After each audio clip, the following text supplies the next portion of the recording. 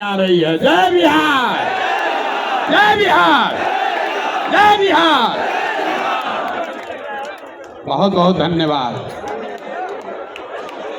ए भाई, बहुत दिन से जन सुराज अभियान चल रहा है, 2-2.5 बरस से चल रहा है। अब लोग पूछ रहा है दल कहिया बनेगा, तो आज दल बनाने के लिए आप जुटे हैं।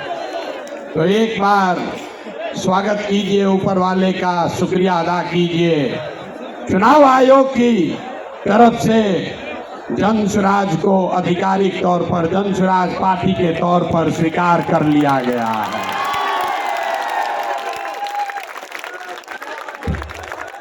नाम ठीक है? चुनाव आयोग के कहने से नहीं होगा। चुनाव आयोग, अगर आप नहीं मानेंगे तो फिर से चुनाव आयोग में प्रयास किया जाएगा। जन सुराज पार्टी नाम ठीक है? ठीक है भाई, सबने अप्रूव कर दिया ना? कहाँ की हाथ बिना उठाए कीजिएगा तो होगा। हाथ उठाकर बोलिए, कर दिया अप्रूव। दल का नाम क्या है? दल का नाम क्या है? अब आपका परिचय भी कराना है। आज बहुत लोग बैठेगा अपने आप को जो राजनीति का विशेषज्ञ बताता है। अरे हमारे पत्रकार बंधु लोग बैठे हैं, ये पूछेगा कि अगड़े आए थे कि पिछड़े आए थे, दलित आए थे, हिंदू आए थे कि मुसलमान आए थे, जन सुराज के इस स्थापना दिवस में कौन आया था? तो अभी हम आपको बताते हैं कौन आया था। यहाँ बैठे हुए लोग, यहाँ आप जितने लोग आए हैं, यहाँ अगड़े भी आए हैं, यहाँ पिछड़े भी आए हैं, यहाँ दलित समाज के लोग भी आए हैं, यहाँ हिंदू भी आया है, यहाँ मुसलमान भी आया है, यहाँ बिहार का वो शख्स आया है जिसने ये किया है कि राज्य दल नेताओं ने सुधारने वाला जिम्मा जैसे लोगों ने उठाया है। और ये नारा क्यों लगाते हैं? जय बिहार, जय जय बिहार का नारा क्यों लगता है? ये इसलिए लगता है कि आप उनको, ये वो समूह है जिसने तय किया है कि अपने जीवन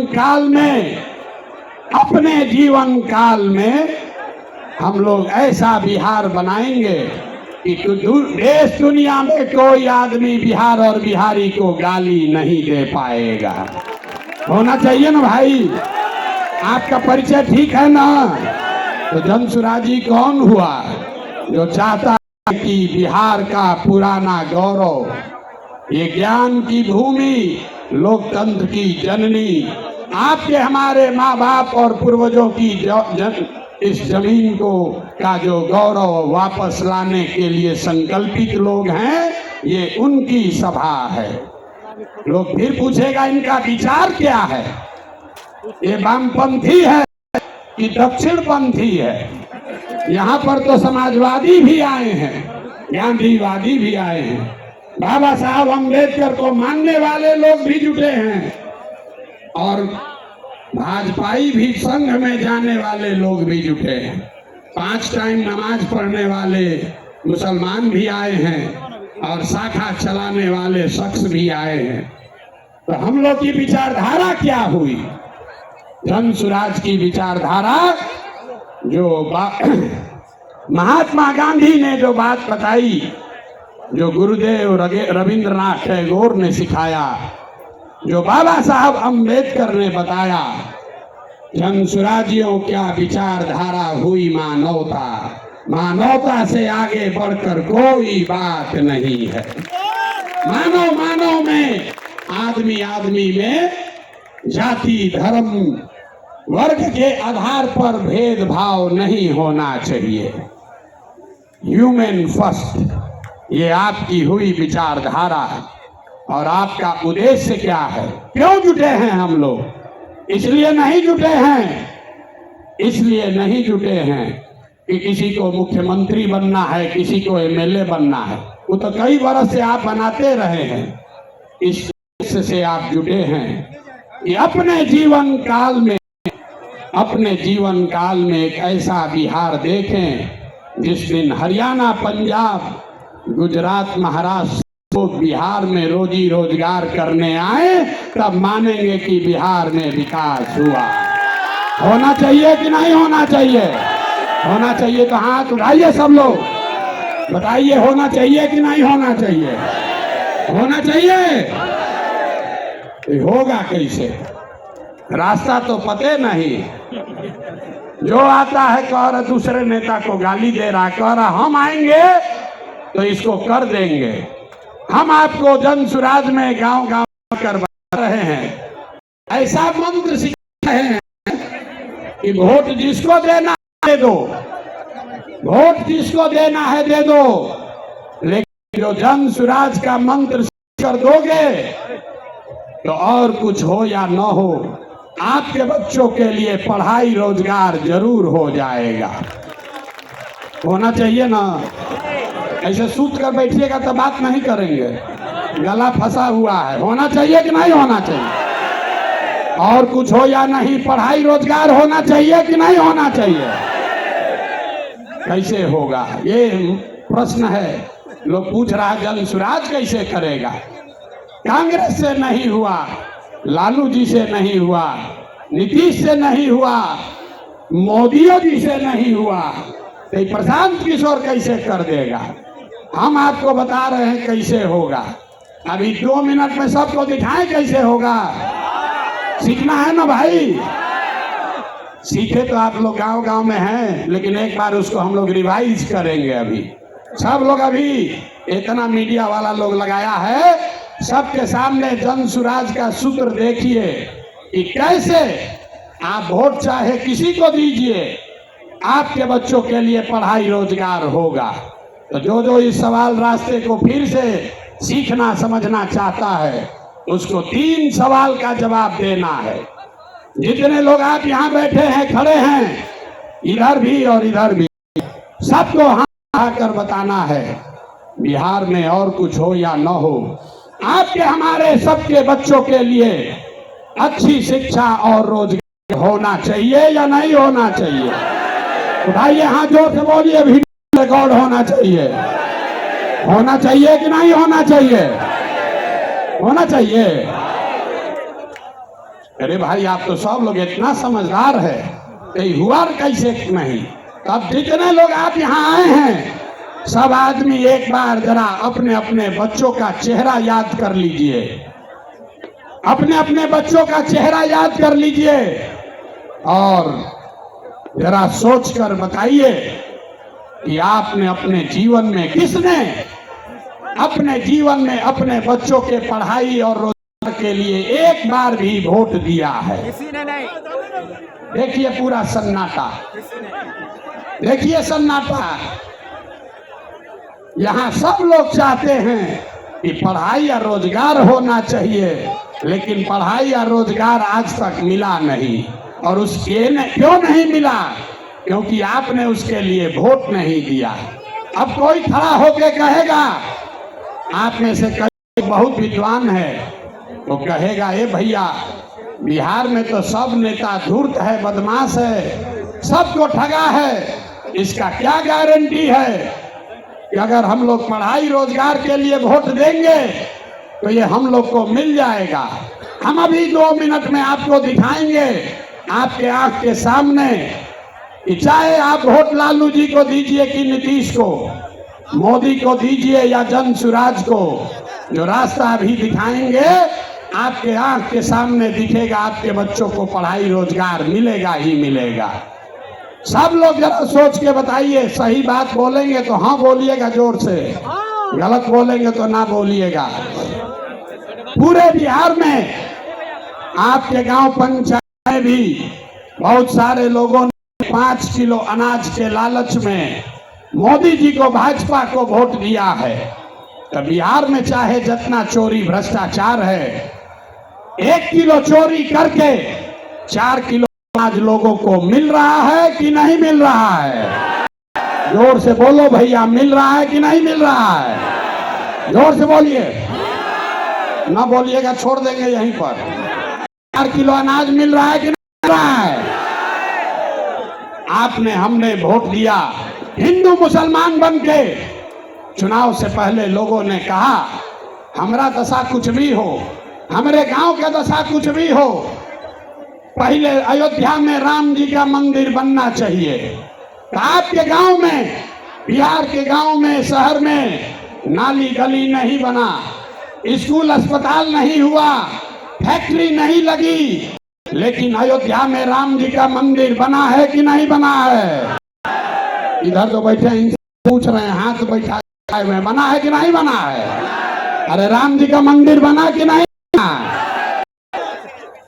आपने हमने दिया, कई लोगों ने लालू जी को ने कहा कि कुछ भी हो, लालू जी के राज में पिछड़ों को, गरीबों को, वंचितों को आवाज और सम्मान मिला। तो लालू जी के राज में सड़क, बिजली, पानी नहीं मिला, बच्चों को पढ़ाई रोजगार नहीं हुआ। लेकिन जो लोग भी बिहार को जानते हैं उसको ये मानने में कुछ नहीं है कि लालू जी के राज में गरीब और को आवाज और सम्मान मिला कि नहीं मिला? हाथ उठाकर बताइए, मिला कि नहीं मिला?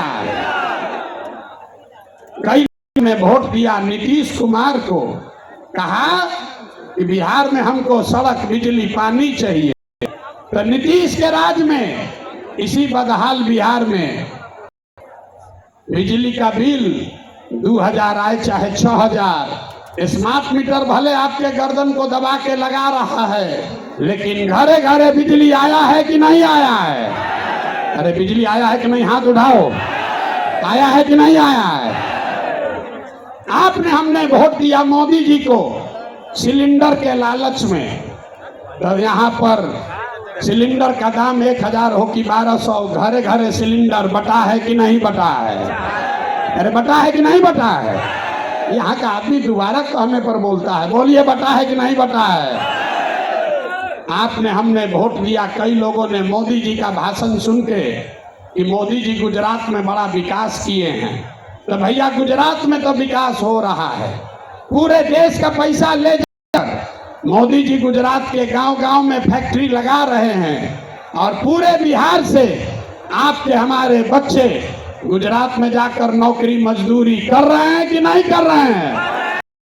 अरे भाई, तो कौन बात पर आप और हम वोट दिए हैं जो नहीं मिला? आपने खुद कहा अपने बच्चों के नाम पर, ये भैया हम लोग अपना जीवन में पढ़ाई रोजगार के लिए वोट नहीं दिए हैं। यही बात जन सुराज बता रहा है, यही जन सुराज का मंत्र है। वोट आप किसको देते हैं इसका कोई महत्व नहीं है, महत्व इस बात का है वोट किस बात के लिए देते हैं। आपने अनाज के लिए वोट दिया तो अनाज मिल रहा है, मंदिर के लिए वोट दिया, मंदिर बना है, आवाज के लिए वोट दिया तो लालू के राज में आवाज मिला है, बिजली के लिए वोट दिए तो इस राज में बिजली आया है, गुजरात के विकास के लिए वोट दिए तो गुजरात में विकास हुआ है। लेकिन आप में से किसी ने अपने बच्चों के पढ़ाई रोजगार के लिए किसी को वोट नहीं दिया, इसीलिए बिहार के बच्चे अनपढ़ और मजदूर रह गए। ये बात समझाने का अभियान का नाम है जन सुराज। मेरे भाई, अगर पढ़ाई और रोजगार चाहिए तो एक बार पढ़ाई और रोजगार के लिए वोट देना होगा। अगर अपने बच्चों का विकास चाहिए तो अपने बच्चों के लिए वोट देना पड़ेगा। अब एक अंतिम सवाल, सब लोग जरा सोच के बताइए, और कुछ हो या ना हो, आपको अपने बच्चों की चिंता है या नहीं है? उठाइए हाथ और दिखाइए, है कि नहीं है? सब लोग हाथ उठाकर बताइए भैया, है कि नहीं है?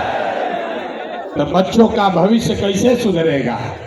दुनिया में जितने विद्वान हैं उन्होंने बताया कि बच्चों का भविष्य सुधारने के लिए गरीबी से निकलने का 3 ही गो रास्ता है। आई, जमीन और पूंजी, तीन ही रास्ता है गरीबी से निकलने का। आप पढ़ लिख जाएगा, आपका बच्चा पढ़ लिख कर नौकरी रोजगार कर लेगा तो उसकी गरीबी खत्म हो सकती है। अगर आप पढ़े लिखे नहीं हैं, आपके पास जमीन हो तो खेती किसानी करके भी आपका बच्चे का जीवन सुधर सकता है। और दोनों नहीं है तो पैसा पूंजी अगर हो, कोई आपको कर्ज भी दे दे तो कोई छोटा मोटा रोजी रोजगार दुकान व्यापार करके भी आप अपना जीवन सुधार सकते हैं। बिहार में ध्यान से देखिएगा तो यहाँ पर ज्यादातर लोगों के पास ये तीनों में तीनों चीज नहीं है। यहाँ वाले जितने गरीब लोग हैं उनके बच्चों के पास पढ़ने का कोई सुविधा ही नहीं है। गरीब का बच्चा जा रहा है पढ़ने, वहां पढ़ता नहीं है, खिचड़ी खाया घरे चला आया। अंडा छोड़े कॉलेज में खिचड़ी नहीं बट रहा है लेकिन वहां से डिग्री बट रही है। बिहार के शिक्षा व्यवस्था का हाल ये है, स्कूल से खिचड़ी और कॉलेज से डिग्री बट रहा है, पढ़ाई दोनों में कहीं नहीं हो रहा है। तो अगर पढ़ाई चाहिए क्योंकि यही रास्ता है गरीबी से निकलने के लिए, तो बिहार में सबसे ज्यादा पैसा शिक्षा पर होना चाहिए। इसलिए जन सुराज कह रहा है कि जब हमारी व्यवस्था बनेगी तो 1 घंटे के अंदर शराबबंदी को उठाकर फेंक देंगे। 1 घंटा के अंदर शराबबंदी को उठाकर फेंक देंगे। अब लड़का को बुझाया नहीं कि भैया शराबबंदी और पढ़ाई का क्या लेना देना है, हम बताते हैं क्या लेना देना है। अगर बिहार में विश्व स्तरीय विश्व देश का सबसे अच्छा शिक्षा व्यवस्था बनाना है तो 5 लाख करोड़ रुपया चाहिए। 5 लाख करोड़ रुपया चाहिए अगले 10 वर्ष में, तो देश का सबसे अच्छा शिक्षा व्यवस्था बिहार में बना दिया जाएगा। अरे 5 लाख करोड़ रुपया आएगा कैसे? ताली मत बजाइए, समझिए। जो शराबबंदी हटाएंगे तो ये तय किया कि शराब से आने वाला टैक्स का पैसा वो बजट में नहीं आएगा, नेताजी के सुरक्षा के लिए नहीं खर्चा होगा, सड़क बिजली पानी के लिए नहीं होगा। जितना शराबबंदी के टैक्स का पैसा होगा अगले 20 वर्ष बिहार में सिर्फ और सिर्फ नई शिक्षा व्यवस्था बनाने के लिए खर्च किया जाएगा। समझ में आया काहे चाहते हैं? हर बरिस 20,000 करोड़ रुपया शराबबंदी के चलते नुकसान हो रहा है, तो 20 वर्ष के पैसे को, शराब के टैक्स को अगर आप नई शिक्षा के व्यवस्था के लिए खर्चा करें तो 4 लाख 5 करोड़ रुपया बिहार के बच्चों के मुस्तकबिल को बदलने के लिए उपलब्ध हो जाएगा। अब आपकी सभा में पूछ रहे हैं ये योजना लागू होना चाहिए नहीं लागू होना चाहिए? ना, जोर से बोलिए। शराबबंदी हटाकर उस पैसे से नई शिक्षा व्यवस्था बनाना चाहिए कि नहीं बनाना चाहिए? ना बोले, हाथ ना उठ रहा है अभी, हाथ उठाकर बोलिए जोर से। ना, जिसको ना बोलना है ना बोलो, बोलिए हटना चाहिए कि नहीं हटना चाहिए? हटना चाहिए। तो हम ये नहीं कह रहे हैं कि शिक्षा व्यवस्था बनाएंगे, उसका रास्ता भी आपको बता रहे हैं। 5 लाख करोड़ रुपया जुटाएंगे इसी बिहार से और ऐसी शिक्षा व्यवस्था बनाएंगे कि पूरे देश से लोग जैसे नालंदा विक्रमशिला में पढ़ने आते थे वैसे यहीं पर पढ़ाएंगे, तभी बिहार ज्ञान का भूमि फिर से बनेगा। होना चाहिए ना? एक बार जोर से ताली बजाइए, बजाइए जोर से ताली। ना हुआ? अरे अपने बच्चों के शिक्षा व्यवस्था के लिए आप इतना ताली भी नहीं बजा रहे हो यार, जोर से बजाइए ताली। इस सदन को अप्रूव कर दिया ना, शराबबंदी जाएगा, नई शिक्षा व्यवस्था आएगी। दूसरा रास्ता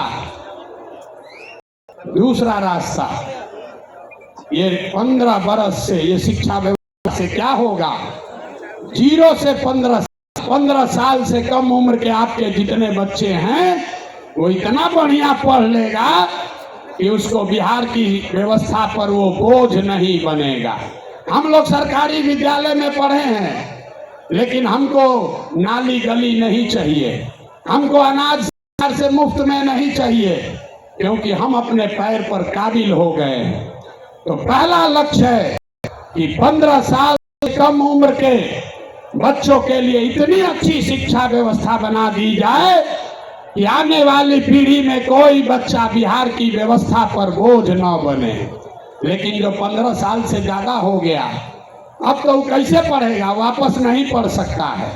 तो उसके स्वराज का दूसरा सूत्र 15 साल से 50 साल के उम्र तक के लोगों को जो फिर से वापस जाकर पढ़ाई नहीं कर सकता है, उसके लिए जन स्वराज का मंत्र है, हर हाथ में उसको सरकारी नौकरी मिले या न मिले।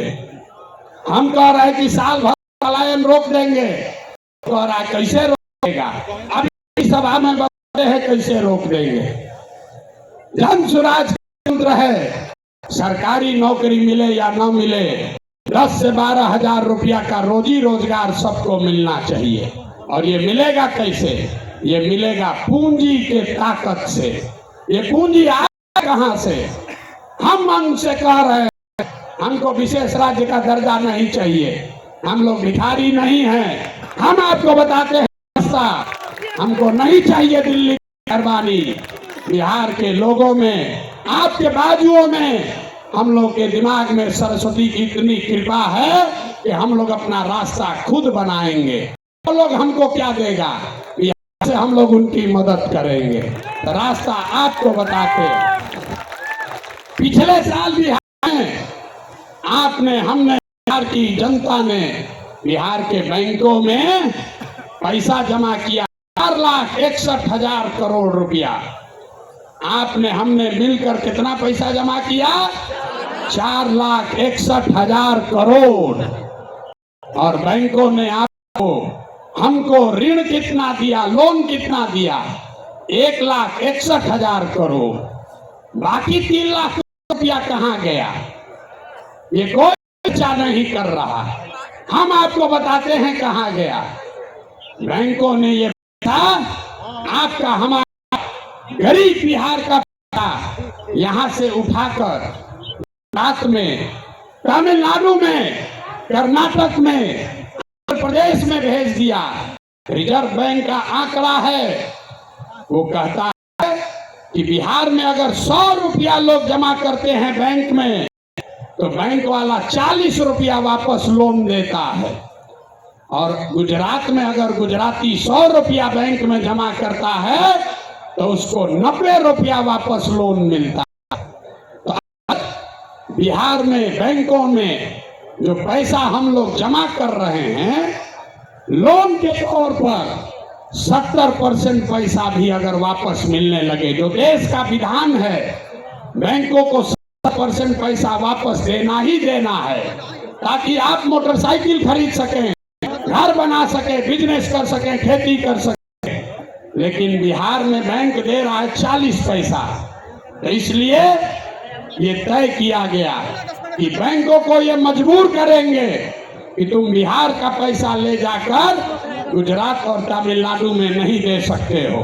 इसका फायदा क्या होगा, हर साल 2.5 लाख करोड़ रुपया, ध्यान रखिए, हर साल 2.5 लाख करोड़ रुपया बिहार के युवाओं को, यहाँ के किसानों को, यहाँ के महिलाओं को रोजी रोजगार करने के लिए लोन के तौर पर 4% सालाना ब्याज पर दिया जाएगा, ताकि हर आदमी अपने अपने घर में रोजी रोजगार कर सके। अब आप बताइए कि होना चाहिए कि नहीं होना चाहिए, हाथ उठाकर जोर से बताइए, कितने जोर से बोलिएगा, होना चाहिए कि नहीं होना चाहिए।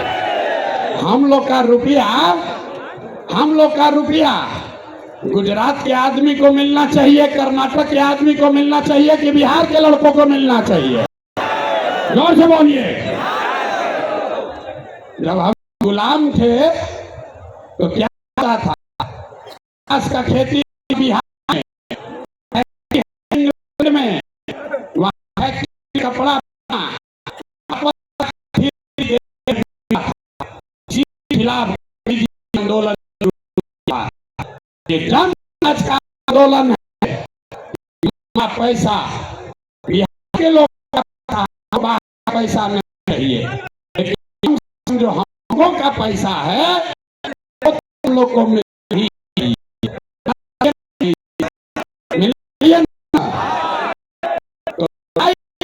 रुपया अगर को दिया है, महिलाओं को करोड़ रुपया से हर साल मिलने लगेगा। और तीसरा कल बिहार में बुजुर्ग आदमी है, अब वो न पढ़ सकता है, रोजी रोजगार कर सकता है। तो जन स्वराज संकल्प है कि 60 से ज्यादा उम्र के महिला पुरुष को कम से कम 2000 रुपया महीना पेंशन जरूर दिया जाए, ताकि कोई भी हम लोग का बाप, चाचा, भैया, कोई गरीब आदमी कम से कम इज्जत से जरूर रह सके। ये पूरा अगर बिहार के सारे बुजुर्गों को ये याद रखिए, ये प्रशांत किशोर का जुबान है, अगर कई मिलेगा तो इसका पूरा गुणा गणित किए। अगर बिहार में 60 वर्ष से ज्यादा उम्र के हर महिला पुरुष को 2000 रुपया देना है तो हर साल करीब करीब 6000 करोड़ रुपया आना लगेगा। बिहार सरकार का बजट है 2.5 लाख करोड़ रुपया, तो 2.5 लाख करोड़ रुपया में से 6000 करोड़ रुपया आपके हमारे बुजुर्गों के खर्चा होना चाहिए कि नहीं होना चाहिए? हाथ उठाकर बताओ यार, मुंह से बताओ। होना चाहिए, होना चाहिए। ये तीनों स्कीम पास कर दिए ना, स्कीम पास कर रहे हैं ना, ये तीनों स्कीम पास हुआ ना, तो बच्चे का जीवन सुधरा पढ़ाई से, युवाओं का जीवन सुधरा पूंजी से, बूढ़ों का जिंदगी सुधरा 2000 रुपया पेंशन से, बच गए हमारी महिलाएं और किसान। यहाँ का किसान बहुत परेशान है। नीतीश कुमार आजकल एक नया रोग छोड़ रहे हैं, सर्वे करा रहे हैं, घर घर में गोली चलवा देगा। भाई बहन, चचा भतीजा, बाबूजी भैया सब में मारा मारी करवा दिया है। कराया है कि नहीं कराया है? अपना खजान निकालने के लिए लोगों को 2-2, 4-4 हजार रुपया घूस देना पड़ रहा है। और एक सीओ और DCLR यहाँ 1 महीना में जब से हुआ, हम लोग बता रहे हैं 50 से 1 करोड़ रुपये लोगों से वसूली हो गया है कि नहीं हुआ? जरा बता तो हुआ नहीं हुआ? हुआ है ना? तो हम का ये दिमाग है, जन की सोच है, इस से नहीं, यहाँ भी सुधार लागू होना चाहिए। सरकार को पता नहीं है भूमि का मालिक है कौन, रजिस्टर अपना ही